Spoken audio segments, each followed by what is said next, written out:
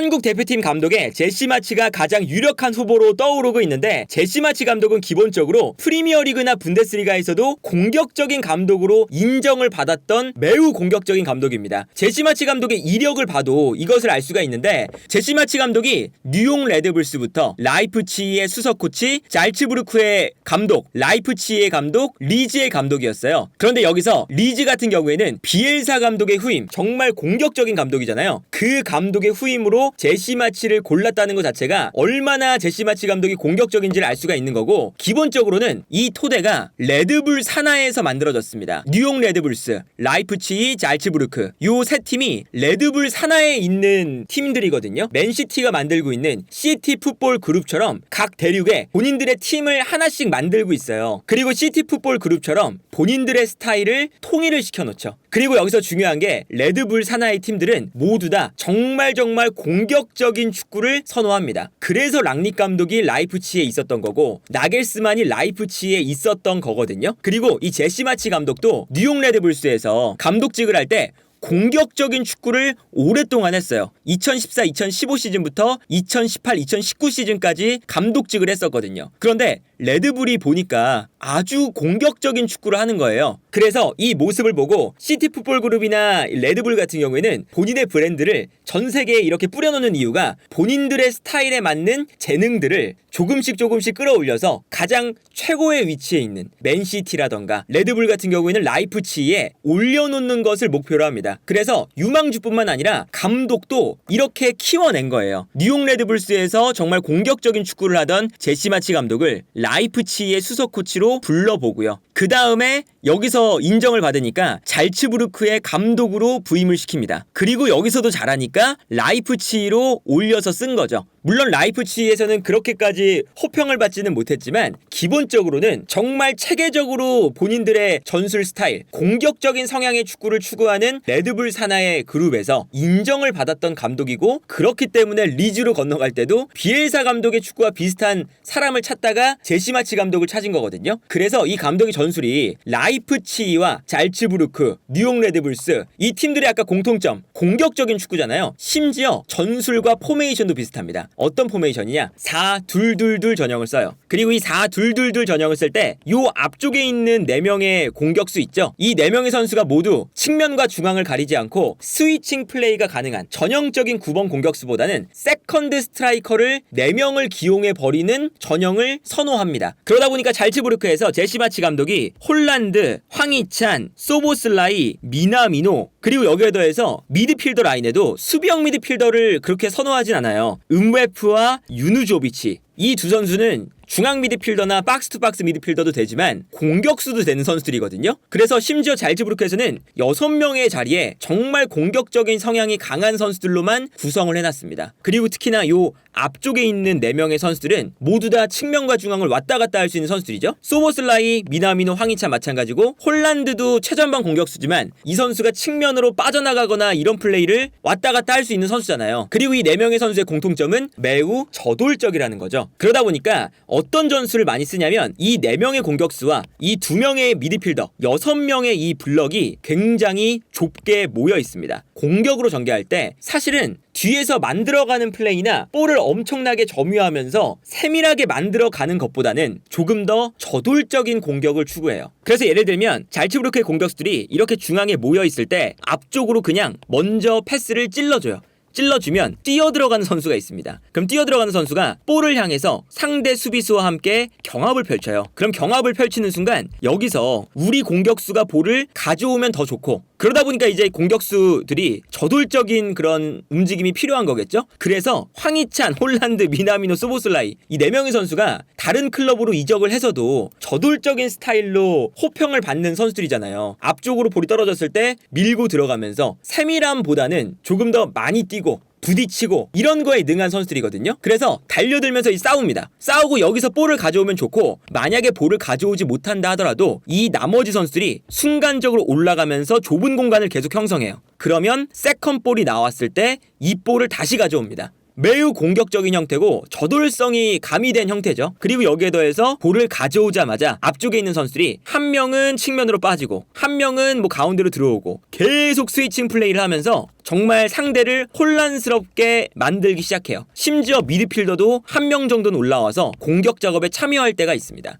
그래서 우리가 과거에 잘츠부르크와 리버풀이 챔피언스리그에서 만났을 때 황희찬 선수가 한 번 접는 동작을 통해서 반다이크를 완벽하게 속인 다음에 득점을 했었던 그 장면이 어떻게 나오는 장면이었냐면 이런 장면입니다. 앞선에 있는 4명의 공격수가 있어요. 그리고 가장 뒤에 있는 선수가 황희찬 선수거든요. 이 4명의 선수가 블럭을 만들면서 상대를 일단 압박하고 있습니다. 그리고 뒤에 있는 2명의 미드필더도 보이시죠? 그리고 여기에 더해서 풀백까지 올라와서 상대를 전방에서부터 일단 강하게 압박을 해요. 리버풀을 순간적으로 한쪽 측면에 모두 몰아넣었죠. 4명의 공격수와 그리고 2명의 미드필더 그리고 풀백까지 올라와서 한 공간에 리버풀의 선수들을 몰아넣습니다. 그리고 여기서 볼을 뺏자마자 어떤 장면이 나오냐. 볼을 빼앗아 내는 순간 중앙에 있는 공격수가 측면으로 빠지면서 한 명의 수비수를 끌어당깁니다. 그러면 이때 여기서 가장 뒤에 있었던 황희찬 선수가 이 공간으로 침투하기 시작하는 거죠. 한 명의 선수가 수비수를 한 명 묶어놓고 그 공간으로 이제 황희찬 선수가 달려 들어가는 거예요. 그럼 달려 들어가는 황희찬에게 패스가 들어가면서 이 공간에서 황희찬 선수가 매우 좋은 찬스를 맞이하죠. 그리고 심지어 황희찬이 여기서 밀고 들어갈 때 다른 선수들도 다시금 공간으로 침투해 들어오고 있습니다. 그러다 보니까 반다이크 입장에서도 정말 저돌적으로 황희찬 선수가 막 밀고 들어오니까 황희찬 선수가 슈팅을 잡는 동작을 가져가자마자 판단할 만한 시간이 부족해서 태클을 해버린 거죠. 그리고 이거를 황희찬 선수가 정말 잘 노려서 한번 접었고요. 접은 다음에 여기서 슈팅을 가져가고 득점이 나오는 이런 장면이었습니다. 그리고 여기서도 단순히 접었을 때 옆에 있었던 공격수가 뛰어들어가니까 황희찬 선수에게 다른 선수가 붙지를 못했어요. 이런 모습을 보면 잘츠부르크에서 황희찬 선수가 보여줬던 그 플레이 그리고 황희찬 선수가 라이프치히로 올라왔었잖아요. 그러니까 이것도 레드불 산하에서 잘츠부르크에서 잘 뛰는 황희찬을 보니까 라이프치히의 전술과 너무나도 잘 맞는 측면과 중앙을 가리지 않고 저돌적으로 이제 밀고 들어가는 스타일을 눈여겨봤다가 라이프치히로 끌고 온 거였죠. 그래서 저 반다이크가 속았던 동작도 잘츠부르크의 공격수들이 4명, 5명 저돌적으로 들이밀다 보니까 반다이크마저도 약간은 당황했던 장면이라고 할 수가 있는 거죠. 그러니까 저만큼 제시마치 감독은 기본적으로 매우 공격적인 성향을 잘 만드는 감독입니다. 이것도 잘츠부르크 시절 때의 공격 장면인데 좌우 측면 공격수가 중앙으로 들어오면서 공격수가 일단 중앙에 밀집해 있죠. 그리고 이때 가운데로 들어와서 볼을 받는 선수가 순간적으로 상대 수비에게 쏠리는 순간 뒷공간으로 선수 한 명이 또다시 침투해 들어가죠. 그럼 이 공간이 자연스럽게 열리면서 이 공간으로 볼을 받아서 패스를 넘겨주고 이 공간에서 득점이 나오는 장면을 볼 수가 있었고요. 이 장면은 오히려 최전방 공격수 2명과 가운데로 들어오고 있는 세컨드 스트라이커들이 있거든요. 근데 이때 반대편에 있는 황희찬입니다. 황희찬이 측면으로 나가면서 수비수 한 명을 끌고 나가요. 그리고 반대편에 있는 홀란드가 약간 바깥으로 빠지면서 수비수를 또다시 끌고 나가는 거죠. 그러면 이때 가운데로 들어왔었던 미나미노가 요 사이 공간으로 뛰어들어가고요. 그리고 볼을 몰고 들어오고 있었던 소보슬라이가 뛰어들어가는 미나미노에게 패스를 찔러주면서 이 공간을 또 활용하는 모습을 볼 수가 있습니다. 황희찬과 홀란드가 측면으로 벌려주고 가운데로 뛰어들어가는 미나미노 그리고 이 공간으로 찔러주는 소보슬라이까지 정말 유명한 4명의 공격수 라인이었고요. 최전방 공격수 2명 그리고 가운데로 들어와 있는 좌우 측면 공격수들 요 4명의 공격수에 더해서 중앙 미드필더 1명은 뒤에 있고 1명은 올라와서 5명의 공격 라인이 앞쪽에서 상대를 압박을 하고 있습니다. 이 좁은 라인이 일단은 핵심이거든요. 그리고 압박을 해서 여기서 볼을 빼앗았죠. 볼을 빼앗는 순간 그 다음에 어떤 형태가 만들어지냐면 빼앗자마자 볼을 중앙에서 받는 선수가 황희찬인데 황희찬이 볼을 받을 때 반대편으로 돌아뛰는 중앙 미드필더 1명 앞으로 뛰고 있는 홀란드 측면으로 빠지고 있는 소보슬라이 모두가 다른 방향으로 뛰어가기 시작해요. 그리고 여기서 황희찬 선수가 본인이 볼을 잡았을 때 전방으로 정말 수도 없는 선수들이 계속 뛰어가니까 리버풀 상대였는데 이 장면도 리버풀이 어느 한 선수를 막아야 될지를 모르죠. 그러다 보니까 순간적으로 홀란드에게 수비가 쏠릴 때 허를 찔러서 소보슬라이에게 패스가 넘어갑니다. 그리고 여기서 소보슬라이가 결정적인 찬스를 잡는 장면까지 나오게 되는 거죠. 그래서 저런 장면을 보면 이 제시마치 감독의 가장 중요한 특징은 공격수들이 얼마나 공간을 잘 찾아 들어가느냐, 그리고 측면과 중앙을 가리지 않고 계속 스위칭 플레이를 하면서 상대를 압박하고 저돌적으로 움직이고 계속 이 적극성을 얼마나 보여주느냐가 매우 중요해요. 그래서 황희찬 선수의 그런 스타일 자체가 이때 완성이 됐다고 봐도 무방하죠. 이 장면을 보시면 최전방에 있는 홀란드에게 일단 붙여주는 장면이거든요. 근데 여기서 상대 수비가 달려나와서 끊었습니다. 근데 끊었는데 가운데로 좌우 측면 공격수들이 모여들고 있어요. 그러다 보니까 요 세컨볼을 가져오려는 동작인 거죠. 그런데 심지어 세컨볼을 가져가기도 전에 황희찬 선수가 슬금슬금 앞으로 움직이고 있습니다. 왜 그러냐? 세컨볼을 우리가 가져오는 순간 바로 뛰어들어갈 준비를 하고 있는 거죠. 그래서 이 장면을 보면 세컨볼이 떨어지자마자 잘츠부르크의 가운데로 들어와 있었던 측면 공격수들이 세컨볼을 가져오고요. 이때 황희찬이 전방으로 뛰기 시작합니다. 그리고 뛰어들어가는 황희찬에게 패스를 보내주는데 이 장면에서도 황희찬이 뛰어들어가는 방향의 반대 방향으로 이제 홀란드가 뛰기 시작해요. 그래서 이 다음 장면을 보시면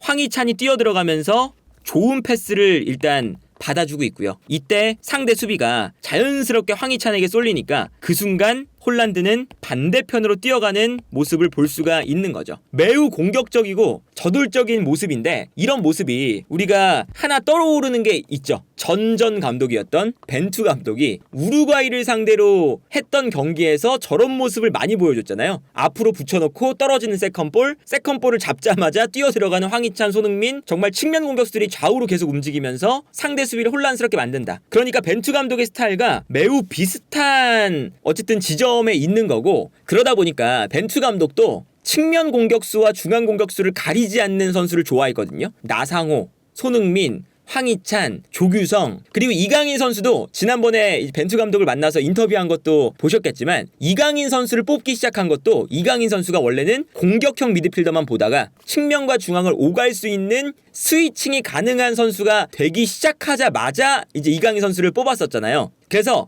벤투 감독의 저돌적이고 공격적인 그리고 스위칭 플레이가 가능한 그런 스타일과 매우 유사한 축구를 하는 감독이다. 근데 벤투 감독보다도 훨씬 더 높은 곳에서 프리미어리그와 분데스리가에서 감독직을 최근까지 수행하던 사람이다. 그러니까 벤투 감독의 축구에 공격만 본다면 훨씬 더 업그레이드 버전이고요. 그리고 여기에 대해서 벤투 감독의 축구보다도 훨씬 더 공격적이고 그리고 더 저돌적입니다. 그러니까 벤투 감독의 축구는 그래도 후방에서 어느 정도 거쳐서 올라갈 때가 많았잖아요. 그런데 제시 마치 감독은 거치는 게 안 되면 그냥 전방으로 붙여놓고 달려들고 뺏어낸 다음에 공격을 하고 이런 스타일의 축구예요. 그러니까 뭐 쉽게 말한다면 과르디올라 감독의 좀 성향의 축구보다는 조금 더 클롭 감독의 성향의 축구가 더 적합하고, 그리고 이것보다도 사실은 더 가서 비엘사 감독의 축구와 비슷한 감독이라고 할 수가 있는 거죠. 그래서 아까 말씀드린 것처럼 앞쪽에 있는 4명의 공격수도 세컨드 스트라이커의 유형으로 뽑고요. 중앙 미드필더도 수비형 미드필더를 두기보다 공격과 미드필더가 모두 가능한, 심지어는 올라가서 한 명의 선수가 측면으로 빠져주기도 해야 돼요. 공격에 아예 가담을 해서. 그래서 미드필더도 전형적인 수비형 미드필더를 그렇게까지 선호하지 않습니다. 그리고 수비형 미드필더가 무조건 있어야 되는 것도 아니죠. 왜냐면 우리가 나폴리를 생각을 해봐도 나폴리의 전형적인 수비형 미드필더는 없었거든요. 로보트카라는 선수도 올라가서 좀 압박을 하거나 앞쪽에서 볼을 배급하는 역할이었지 수비 라인 앞에서 수비를 보호하는 유형은 아니었잖아요. 그런데 이런 팀들은 보통 어떻게 축구를 하냐면 앞쪽에서 모든 선수가 하나의 블럭을 만들고요. 앞쪽에서 눌러버리는 축구를 하죠.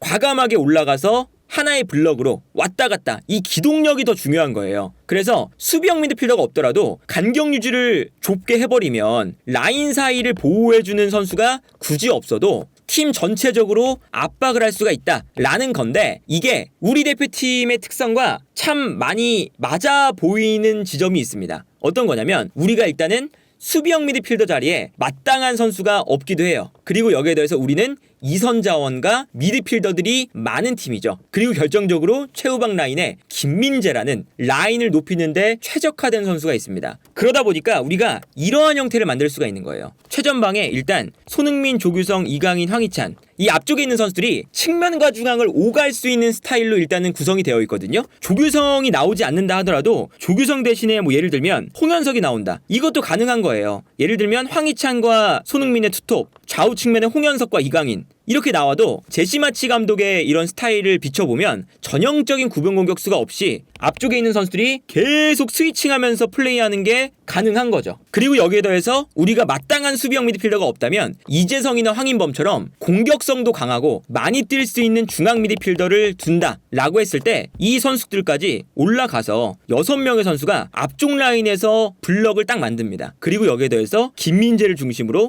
우리가 라인을 과감하게 높이는 거죠. 그러면 과감하게 라인을 높였을 때 사실은 미드필더 라인과 수비 라인 이 사이의 간격이 우리가 문제였었거든요. 간격이 멀어지니까 요 간격 사이를 커버해주는 선수가 필요해서 우리가 수비형 미드필더가 부족하다라는 얘기가 나왔었던 건데, 저렇게 확실하게 라인을 올려버려서 간격을 좁혀버리면 수비형 미드필더가 굳이 없이도 우리가 상대를 과감하게 압박을 할 수가 있고, 간격이 좁아지면 우리 수비 라인이 수비형 미드필더가 없어도 보호가 되는 이런 형태를 만들 수가 있는 거죠. 그리고 우리가 여기서 공격을 할 때는 앞쪽에 있는 황희찬이 측면으로 빠지면 이강인이 들어온다. 손흥민이 가운데로 들어오면 홍현석이 측면으로 빠진다. 이재성이 중앙 미드필더에 있지만 순간적으로 올라간다. 등등등 굉장히 다양한 앞쪽에 있는 선수들의 기민함과 활동량, 그리고 스위칭 능력, 측면과 중앙을 오가는 이런 모습들을 살려서 우리가 매우 저돌적이고 공격적인 팀으로 변모할 수 있는 가능성이 존재해 보입니다. 다만 이 제시 마치 감독이 단점이 어떤 거냐면 매우 저돌적이고 공격적인 감독이기 때문에, 그것 때문에 일단 뉴욕 레드불스에서부터 잘츠부르크 라이프치히까지 온 건데, 찰츠부르크까지는 괜찮았거든요. 근데 그 윗단계부터 분데스리가와 프리미어리그로 가는 순간부터 너무 공격적이다 보니까 수비의 밸런스가 무너지면서 그때부터는 어려움이 있었습니다. 그래서 라이프치히와 리즈에서 비교적 긴 시간을 보내지 못하고 경질이 됐었죠. 그리고 이 감독의 전체적인 커리어를 보면 뉴욕 레드불스에서도 151경기를 했는데 실점이 182실점이에요. 반면에 득점은 264점입니다. 득점도 많지만 실점도 경기당 한 골 이상이고요. 찰츠부르크에서도 마찬가지입니다. 94경기를 했는데 득점은 290골. 미친듯이 득점했죠. 그런데 실점도 113실점. 한 경기당 한 골 이상의 실점을 무조건 했습니다. 라이프치히 와서도 마찬가지예요. 20경기에서 38골을 넣고 31골을 실점했습니다. 리즈에서도 마찬가지죠. 37경기에서 52골을 넣고 60골을 실점했어요. 그러니까 이 감독 자체가 정말 성향이 명확한 거거든요. 정말 공격적으로 나가는 건 좋은데 이 공격성이 사실은 리그 같은 경우에는 늘 앞쪽에서 그냥 붙어주는 축구가 시즌 내내 유지가 되기가 일단은 힘들잖아요. 체력적으로 부담도 되고, 그리고 수준이 높아지면 높아질수록 달려들면 그 달려드는 것을 유연하게 받아낸 다음에 뒷공간을 공략하는 이러한 형태를 할 수 있는 팀들이 충분히 존재해서 상위 리그로 올라가면서부터는 그런 축구가 안 통하기 시작하는 면도 있습니다.